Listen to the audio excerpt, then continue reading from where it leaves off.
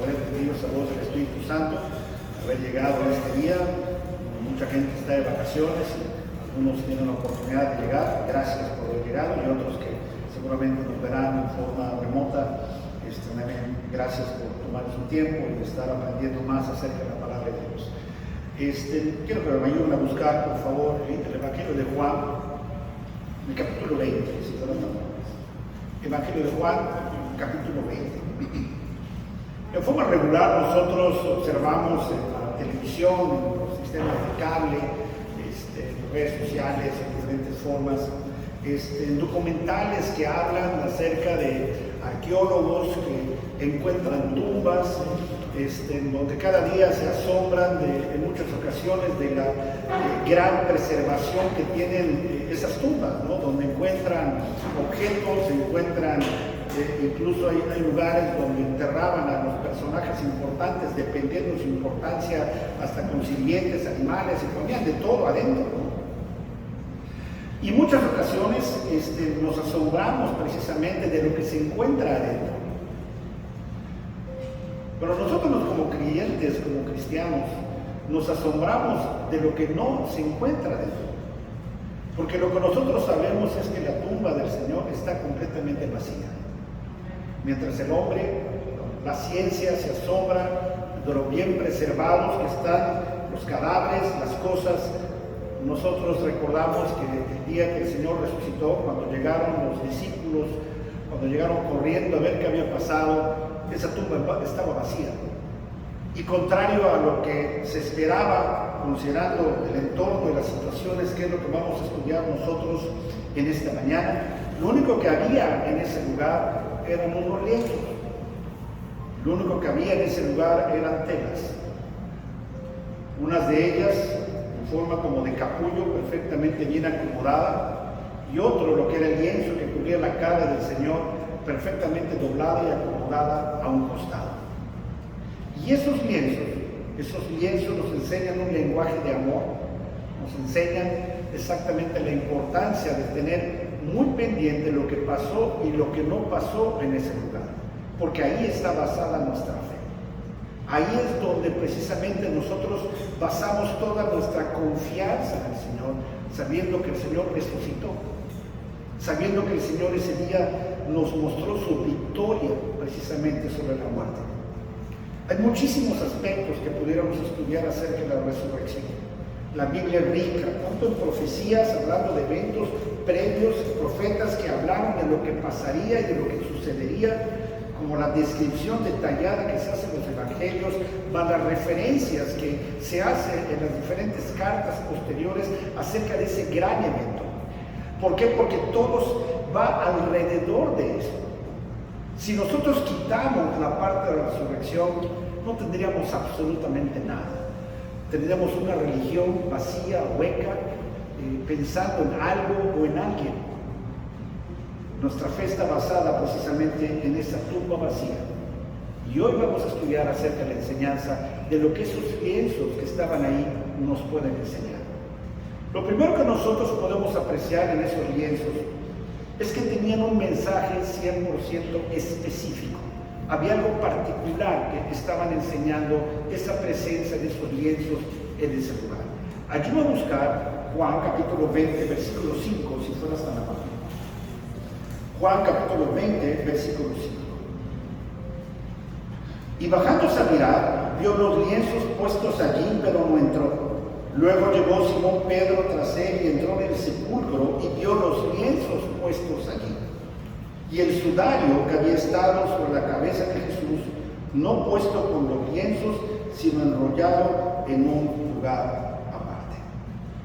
Conocemos la historia, si no ampliamos un poco, después que el Señor Jesús muere, José de Arimatea y Nicodemo toman el cuerpo, lo preparan, lo llevan precisamente a esa tumba, a ese sepulcro que pertenecía a José de Arimatea, para darle, ellos entendiendo, el descanso a ese cuerpo.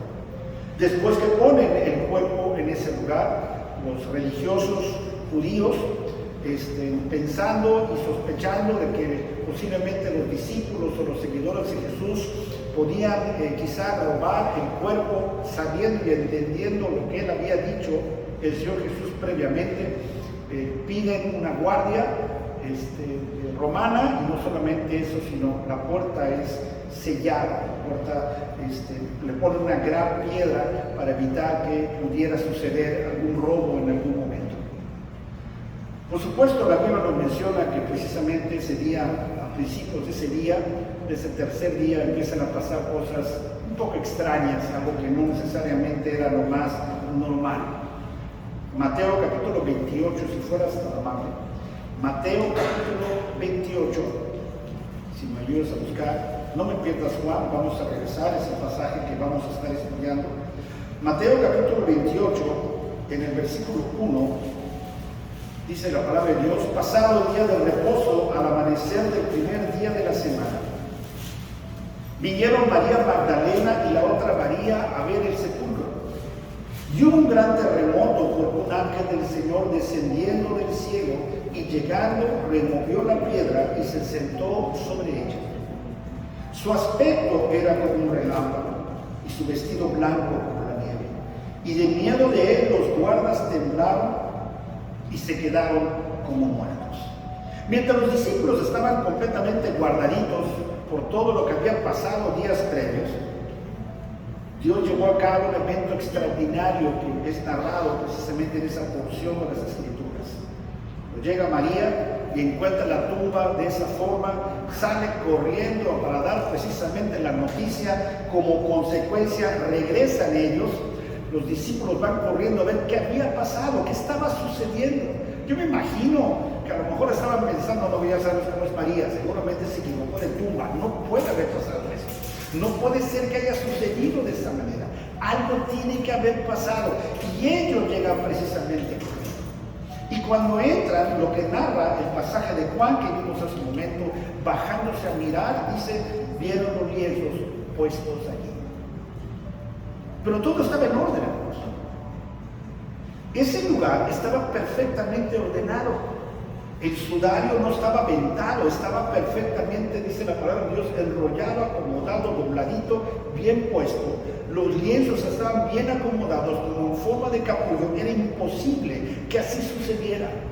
Y precisamente ese mensaje, lo que estábamos viendo ahí, es precisamente indicándonos que Dios es un Dios de orden. Todo estaba planeado.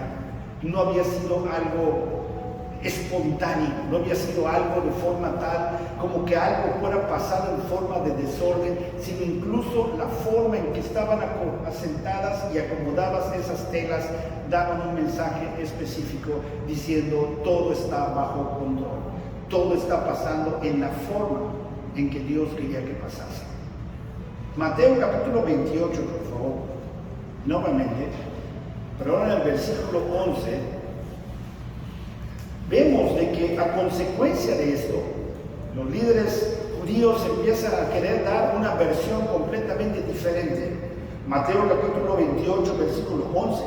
Mientras ellas iban, he aquí uno de los de la guardia fueron a la ciudad y dieron aviso a los principales sacerdotes, de todas las cosas que habían acontecido.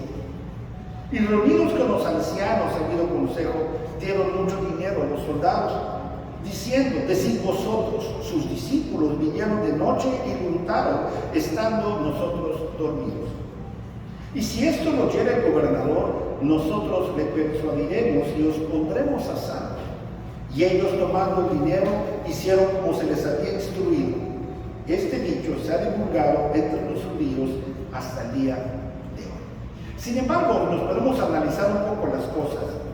Si los discípulos hubieran llevado el cuerpo de Jesús, ¿por qué dejarlos, el lienzo y dejar el sudario perfectamente acomodado?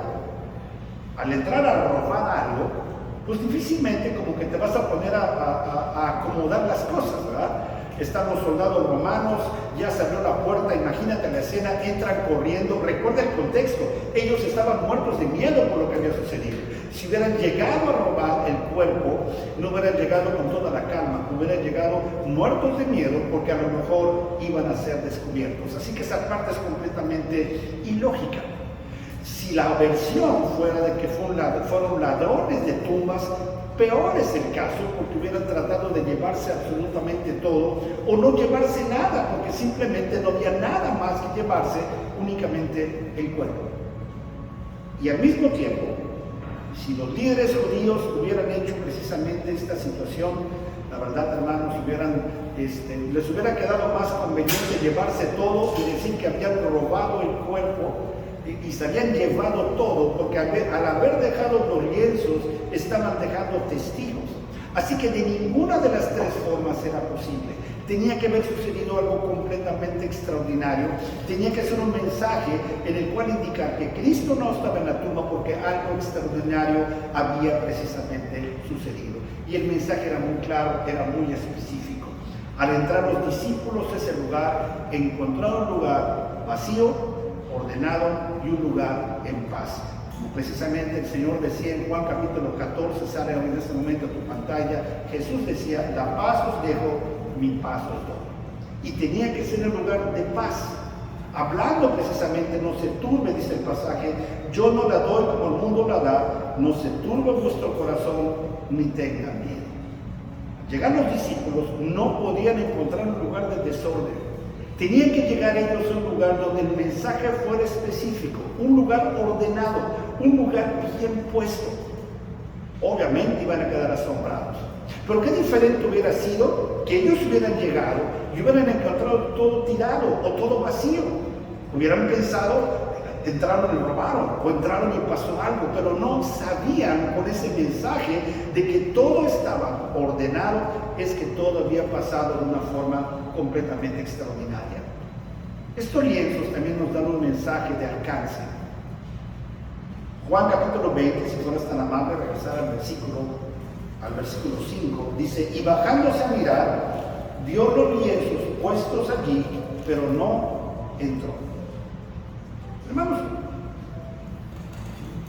estos lienzos, estas telas, estaban dando un testimonio de que Jesús mismo estaba vivo. Estaban dando precisamente el testimonio de que Él había cumplido sus promesas. Estaban dando el testimonio de que Él estaba completamente en control de todas las cosas. Hebreos capítulo 7, no lo tienes que buscar, dice la palabra de Dios, por lo cual habla, también puede salvar perpetuamente a los que por Él se acercan a Dios, viviendo siempre para interceder por ellos. Ellos tenían una prueba tangible de que Jesús estaba vivo. Ellos podían tener esa confianza, sabiendo que Cristo mismo había entregado su vida, sabiendo y confiando que había pasado ese tiempo tan extraordinario y sabiendo de que en ese lugar el mensaje era de alcance, era algo que se iba a correr por todas partes, todo el mundo iba a saber lo que había sucedido en esa tumba. La tumba estaba vacía, Cristo había vencido a la muerte, no lo alcanzaban a digerir, y lo vamos a estudiar un ratito, vamos a verlo un rato más, porque nuevamente ellos no salen a clamarlo por todas partes, sino de hecho, cuando llega nuevamente el Señor Jesús, los encuentra nuevamente encerrados, ¿verdad? Ellos no alcanzaban a digerir todo lo que había pasado. No alcanzaban a darse cuenta de la magnitud del mensaje. Pero así como el Señor resucitó al Señor Jesús, así también nosotros un día seremos resucitados con Él. Y Él lo menciona según de Corintios 2. Así como el Señor resucitó a Jesucristo, seremos también nosotros resucitados, y eso es precisamente esa promesa y ese mensaje de alcance. Lo que pasó en ese lugar también nos pasará a nosotros el día de nuestra muerte. He ahí la promesa de la vida eterna, y esa debe ser nuestra confianza. Y ese mensaje no solamente es un mensaje de paz, no solamente es un mensaje de alcance que llega hasta nuestros días, sino también es un mensaje que promete. Busca por favor Juan capítulo 20, versículo 7. Juan capítulo 20, versículo 7 dice, y el sudario que había estado sobre la cabeza de Jesús, no puesto por los lienzos, sino enrollado en un lugar aparte. Hace tiempo compartí una ilustración acerca precisamente de esto, y me llama mucho la atención, ya que ese sudario que cubría el rostro de Jesús estaba perfectamente bien acomodado. No estaba junto con los demás, sino estaba enrollado, bien acomodado a un costado. Y hay una ilustración que habla de una tradición real, encontré, aunque la fuente es desconocida y no saben exactamente de dónde, al fin y al cabo está ahí, donde habla acerca de la costumbre oriental que tiene que ver con las servilletas después de que están comiendo, después que la gente importante, los reyes, los sacerdotes, la gente importante, después de cuando están comiendo, si ellos tomaban esa servilleta o esa tela y la arrugaban o la dejaban acomodada encima del plato o a un costado, estaban dándole la señal a los sirvientes de que habían terminado. Al momento de levantarse, ellos decían, ya terminé, equivale como cuando nosotros cruzamos, por ejemplo, los cubiertos, ¿no? Cuando ponen los cubiertos indicando, yo ya terminé. Si yo me levanto o yo me muevo, mis cubiertos están en cierta posición, indico al mesero, puedes retirar, ya terminé. En este caso, ese sudario doblado, esa servilleta que ellos dejaban doblada, indicaba diciendo, voy a regresar, me paro un momento, sigo y yo regreso. Parece pequeño el detalle, pero cuando nosotros vemos nuevamente el pasaje en Juan capítulo 20, versículo 8, dice, entonces entró también el otro discípulo que había venido primero al sepulcro, vio y creyó. Entraban dos, entra Pedro y entra Juan. Entra Pedro y como que no agarra completamente la onda. Pero cuando entra Juan, que es al que se refiere, porque él mismo está escribiendo la porción, él vio y creyó. No debemos de olvidar que Juan había crecido con sirvientes. En Marcos capítulo 1 habla de que él trabajaba en la pesca con su papá y tenía siervos, tenía gente que trabajaba para él. Él sabía acerca de esto. Él sabía que poder llevar a un lugar y ver todo ordenado significaba, el Señor va a regresar. Esto está demasiado ordenado para que las cosas sean únicamente así. Incluso nosotros podemos confiar en eso porque la misma palabra de Dios en Apocalipsis capítulo 22 habla diciendo, el que da testimonio de estas cosas dice, ciertamente vengo en breve. Y esa es nuestra confianza, que el Señor regresará pronto, que el Señor estará por nosotros, por su iglesia. El Señor venció la muerte para darnos vida, para darnos esperanza, pero no solamente eso, el Señor regresará. Y eso es lo que yo puedo ver y es lo que yo puedo tener esa confianza cuando veo y entendemos y estudiamos acerca de esa tumba vacía. No solamente es un mensaje de paz, no solamente es un mensaje de alcance, no solamente es un mensaje que habla precisamente de esas promesas que el Señor nos entrega, sino también es un mensaje que persuade. Ayúdanos a Juan capítulo 20, versículo 5. Dice, y bajándose a mirar, vio los lienzos puestos allí, pero no entró. Luego llegó Simón Pedro tras él y entró en el sepulcro y vio los lienzos puestos allí y el sudario que había estado sobre la cabeza de Jesús, no puesto con los lienzos, sino enrollado en un lugar aparte. Entonces entró también el otro discípulo que había venido primero al sepulcro y vio y creyó. Nosotros podemos darnos cuenta que en estos 3 versículos, 3 veces menciona la palabra vio. Para nosotros entender la magnitud y la riqueza de las escrituras, es importante que, a medida de lo posible, podamos estudiar un poco acerca de cómo fue escrito, hablando del idioma original. Si yo voy a ver el Antiguo Testamento, pues buscar las traducciones en hebreo para saber los orígenes. Y hablando de estas porciones, vamos a buscas el griego, tratas de entender qué está pasando, qué escribieron, cómo lo escribieron y por qué lo escribieron. Y cuando te pones a estudiar, si nosotros tuviéramos aquí una porción o en tu Biblia tuvieras una traducción simultánea, yo te recomiendo que bajes algunas aplicaciones, luego te puedo recomendar algo que hay en internet que es muy fácil, que te ayuda a estudiar y ver esas comparaciones. Para que nosotros cuando entendemos y vemos esas palabras, nos damos cuenta que esas diferentes 3 ocasiones que mencionan la palabra vio, tienen una connotación y un significado completamente diferente. No es la misma palabra griega utilizada en las tres porciones. No sé si me expliqué, ¿sí? Nosotros leemos vio, luego volvemos a decir que vio los lienzos, y luego en el 8 vio y creyó. Para nosotros únicamente es la palabra vio. En el original están escritas tres palabras completamente diferentes y cada una tiene un significado diferente. Fíjate qué interesante está esto para que te des cuenta de la profundidad del mensaje. La primera porción en el versículo 5, el griego que se utiliza es la palabra blepo. Esta palabra significa echar un vistazo a algo. Se refiere a una visión breve. Es cuando simplemente ves algo sin prestarle demasiada atención. La segunda ocasión, en el versículo 6, la palabra griega es la palabra tesorio, que significa escudriñar. En otras palabras, discernir. Lleva la idea de mirar un poco más a detalle las cosas. O sea, la primera vez uno simplemente vi y se acabó, nada más lo observé. En el segundo, que es el versículo 6 y 7, es un poco más de observación. Pero donde está el tercero, es lo interesante, la palabra griega es eido, y la palabra significa mirar con comprensión, reconocer, saber, ver, comprender algo conocido, llevar a entender y lleva la idea de captar lo que tú ves.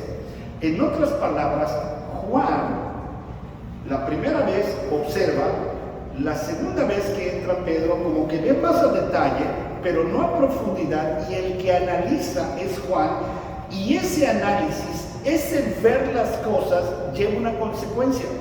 Nuevamente, versículo 8. Entonces entró también el otro discípulo que había venido primero al sepulcro, o sea que la primera vez nada más vio a corto, pero esta vez lo hizo a profundidad, analizó, vio a detalle, resultado, creyó. Hermanos,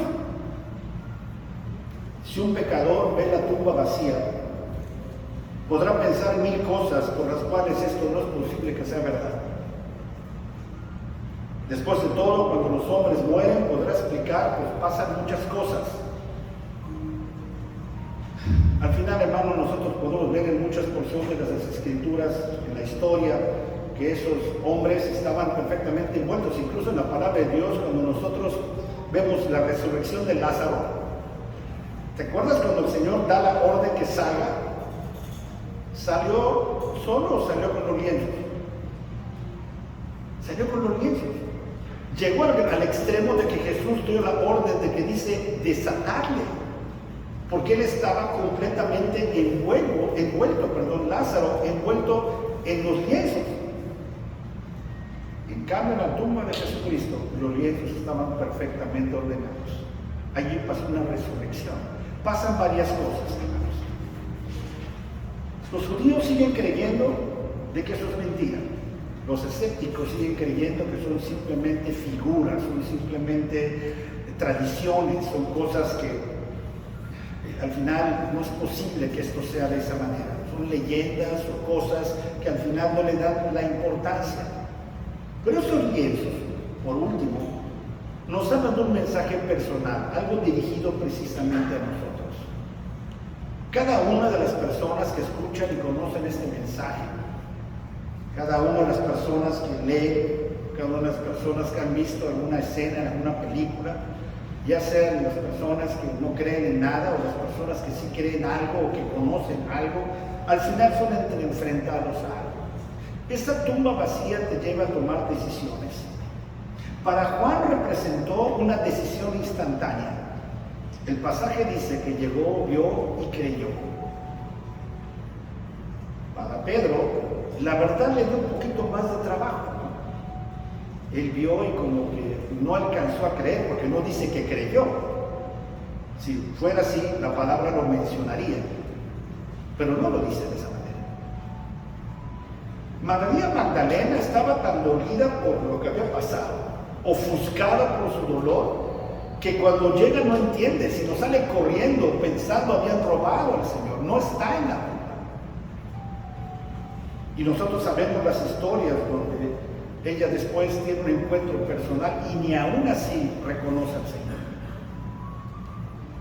Los otros discípulos, a pesar que conocen la historia, cuando llegan a ellos las noticias, no alcanzan a entender. Incluso cuando el Señor se presenta con ellos, hay alguien que dice, eso no es cierto. Hasta que yo no lo vea, ¿se acuerdan? Hasta que yo no meta mis manos en su costado. Tomás dice, no, ver para creer, en otras palabras. Al final todos enfrentaron la resurrección de diferente manera. Tú y yo somos confrontados con la resurrección de diferentes maneras. Algunos con dudas, algunos seguro aceptándolas. Al final,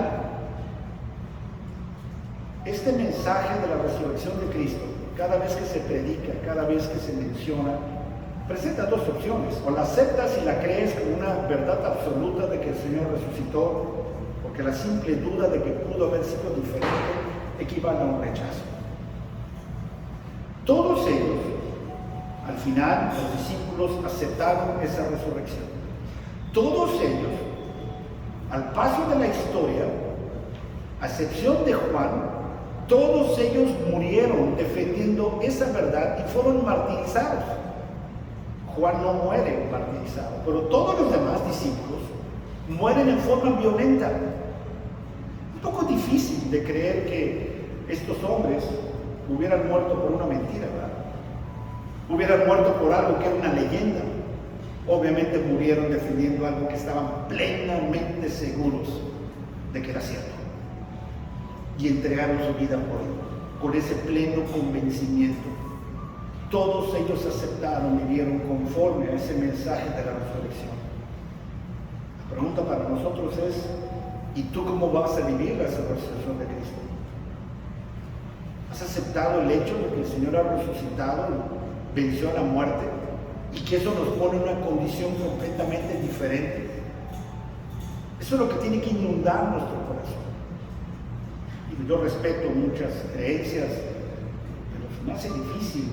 Pongo a leer gente que se lastima, o gente que quiere imitar cosas, o gente que se clava y se pone. No alcanzo a entender. O simplemente que este día pasa, o estos eventos pasan completamente desapercibidos, como un día más de una tradición.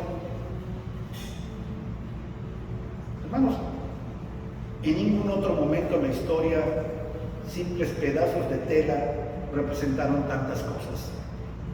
Esos lienzos estaban puestos ahí, dejados ahí como un recordatorio del amor de Cristo para nosotros.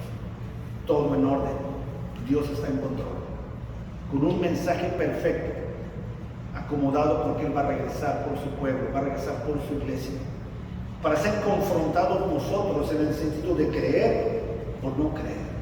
Yo le agradezco a Dios porque un día yo entendí y yo creí acerca de esto. Antes era una historia, antes era algo simple, hasta que un día yo entendí que significaba que Cristo estaba vivo y Él vive, y Él vivió para mí, dándonos una nueva oportunidad, dándonos la oportunidad, como dice Efesios, a fin de conocerle, a fin de conocer al Señor y de conocer el poder de su resurrección. Porque gracias a esa resurrección de Cristo, tú y yo tenemos esperanza.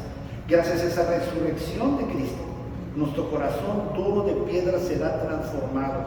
Gracias a esa resurrección de Cristo, podremos el día de mañana ver a nuestras familias, seres amados, nosotros mismos en el cielo.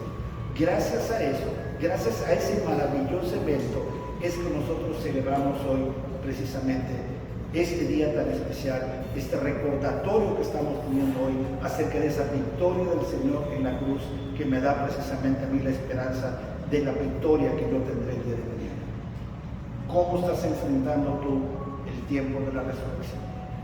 ¿De qué manera tú lo vas a vivir? Hay gente que lo vive como una simple tradición. Hay gente que honestamente ni se acuerda. Pero lo importante es que nosotros recordemos y cantemos esa victoria, que el Señor resucitó para darnos precisamente una victoria en Él a través de unos lienzos, unas telas, recordando el amor del Señor. La tumba está vacía, hermanos, y esa es nuestra fiesta el día de hoy. Vamos a orar en esta mañana. Padre Celestial, gracias, Padre, Gracias, Dios, por este tiempo tan especial que nos permites tener. Gracias porque nos da la oportunidad, Señor, de seguir aprendiendo, seguir conociendo cómo a través de tu palabra podemos ver que cada uno de los detalles, cada frase, cada evento, cada momento, Señor, tenía una enseñanza importante para nosotros. Gracias, Dios, porque esa tumba está vacía. Gracias, Dios, porque tu Hijo venció la muerte. Gracias, Dios, porque gracias a eso, Señor, nosotros tenemos y podemos vivir esas promesas de vida eterna. Te damos gracias, Señor, y por ese inmenso amor que tuviste para con nosotros y que tienes para con nosotros. Un amor que continúa, Señor, y que continuará hasta el día en el cual, Señor, tú regreses. Te damos gracias por este tiempo. Te pedimos, Señor, que nos permita seguir disfrutando, Señor, y proclamando esta verdad a toda la gente, recordándole a la gente que Cristo vive, que esa tumba está vacía. Tú reinas, Dios, y reinarás por siempre. Te damos gracias por este tiempo. Te pedimos que nos lleves con bien, Dios, en este día. Pasemos un buen tiempo en compañía de nuestras familias, Señor, y que guardes y cuides, Señor, a los hermanos y miembros de la iglesia que están de vacaciones. Te damos gracias por todo esto en nombre de Cristo Jesús. Amén. Gracias, hermanos, por su atención y gracias por su tiempo. Sigan disfrutando de buenas vacaciones.